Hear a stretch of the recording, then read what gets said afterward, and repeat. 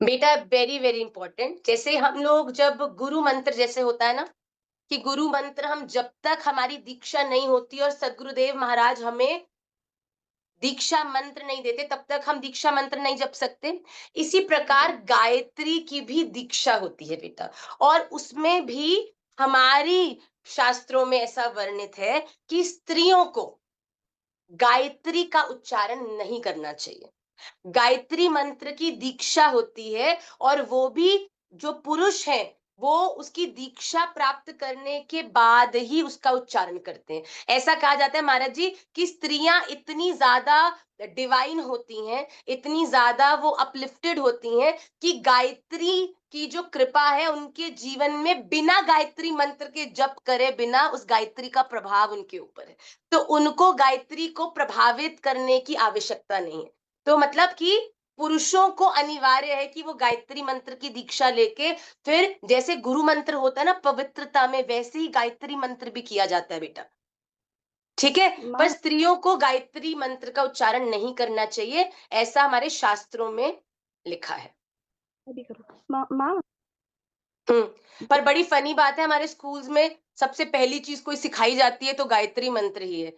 पर ये हाँ जी। गलत है बेटा। हम कहीं जाते हैं ना तो हम इस चीज के बारे में बोलते भी हैं कि आपको ये यही है ना, जिसको नॉलेज नहीं है उसके लिए जो बताया जा रहा है वही सही है। पर माँ स्त्रियां स्त्रियां गायत्री गायत्री करने की स्त्रियों को जैसे कोई कहते हैं ना कि कोई व्यक्ति किसी रोग से पीड़ित है, तो जो पीड़ित है उसको ही तो उस रोग को मिटाने की दवाई खानी चाहिए ना। अब जो व्यक्ति स्वस्थ है उसको दवाई खाने की जरूरत ही नहीं है उस रोग की। बिल्कुल वैसे माँ। ही गायत्री करने की जरूरत जो होती है वो पुरुष वर्ग को है। स्त्रियां गायत्री की कृपा से पहले से ही युक्त हैं, तो उनको गायत्री करने की आवश्यकता नहीं है। कई लोग फेमिनिज्म पे उतर आते हैं, भैया क्यों हम गायत्री नहीं कर सकते? भैया जरूरत नहीं है, काफी तुम्हें दवाई खानी है जिसकी तुम्हें जरूरत नहीं है। 100 करोड़ चीजें और भी तो कर सकते हो, करनी चाहिए, तुम वो तो कर लो।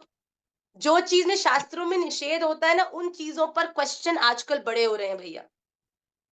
जनेऊ माँ पहना जा रहा है, क्या जरूरत है? क्या प्रूव करना चाहते हो?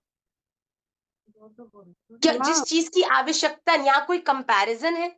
यहाँ कोई ऊपर या नीचे? हर व्यक्ति की अपने गुण हैं और अपनी अपनी उसके प्रभाव हैं। आपको क्यों किसी और के द्वारा? शास्त्रों को फॉलो करो, 10 करोड़ चीजें और हैं जो स्त्रियों को करनी चाहिए, क्या आप वो कर रहे हो? जो दो तीन चीजें मना की हैं उसके ऊपर फेमिनिज्म लेके तुम बिल्कुल लड़ने आ जाते हो भैया। ठीक है। तो स्कूल में जो सिखाया जाता है वो गलत सिखाया जाता है, वो नहीं सिखाया जाना चाहिए। हम्म। माँ मैं कह रही थी कि जैसे मेरी टीचर है तो वे बोलती है कि क्यों नहीं करती, जैसे योग में मैं योगा करती हूँ माँ मैं, हम्म। तो उसका उच्चारण होता है, फिर कहते हैं कि गायत्री मंत्र का जप करो। तो माँ मैं नहीं करती क्योंकि महाराज श्री ने भी कितनी बार बोला है कि आप गायत्री मंत्र किसी का नहीं। भी शास्त्र संपन्न व्यक्ति को सुनेंगे, आप किसी भी आचार्य, कोई भी गुरुदेव जिन्होंने शास्त्रों का अध्ययन किया है उनको सुनेंगे, तो आपको इस चीज में क्यों वाली कोई बात ही नहीं है। आपके पास 10,000 मंत्र और हैं योग में, पूरा भक्ति योग है, पूरा पुरुषोत्तम योग है, आपके पास कितनी चीजें हैं जो आप कर सकते हो। आप वो करिए ना। क्यों एक चीज जिसका निषेध है वो करना है और बाकियों को करना है? तो भैया हम कुछ नहीं कर सकते, हमको इस चीज का ज्ञान है, हम नहीं करेंगे। जी आगे माँ मैं जिसको कर। करना ही है भैया, India is a democratic country and we can not stop anybody. हम खुद जी माँ सही मैं। चल सकते हैं, और जो हमको सही चलता देखकर सही चलना चाहते हैं वो चलें। जिनको नहीं चलना है, जिनको क्वेश्चन करना है वो क्वेश्चन करके कॉम्प्लिकेट करें, डजेंट मैटर। ठीक है। हम माँ शास्त्रों के आधार पर चलते हैं कि शास्त्र ही भगवान की वाणी है, और भगवान ने जो प्रत्यक्ष कहा है हम उसको नहीं मान के अपने मन से अप्रत्यक्ष बातों को खड़ा कर देंगे, तो मुझे नहीं पता कौन से भगवान रीझेंगे बेटा। और इसमें कोई आपको नीचा नहीं दिखाया जा रहा है। इसमें केवल ये बोला गया शास्त्रों में कि स्त्रियों को, अब कोई ऐसे व्यक्ति कहे कि ओहो स्त्रियां ही क्यों गर्भवती हो, what kind of discrimination is this, पति गर्भवती हो। मैं सच बता रही हूँ, एक समय आने वाला है कि ये भी एक कंपटीशन शुरू होगा, कोई ना कोई टेक्निक निकल जाएगी जो पता चले वो पतियों को यहाँ गर्भवती किया जाएगा आगे जाके। कई लोग कहेंगे माँ ये तो बड़ा अच्छा आइडिया है, हो जानी चाहिए।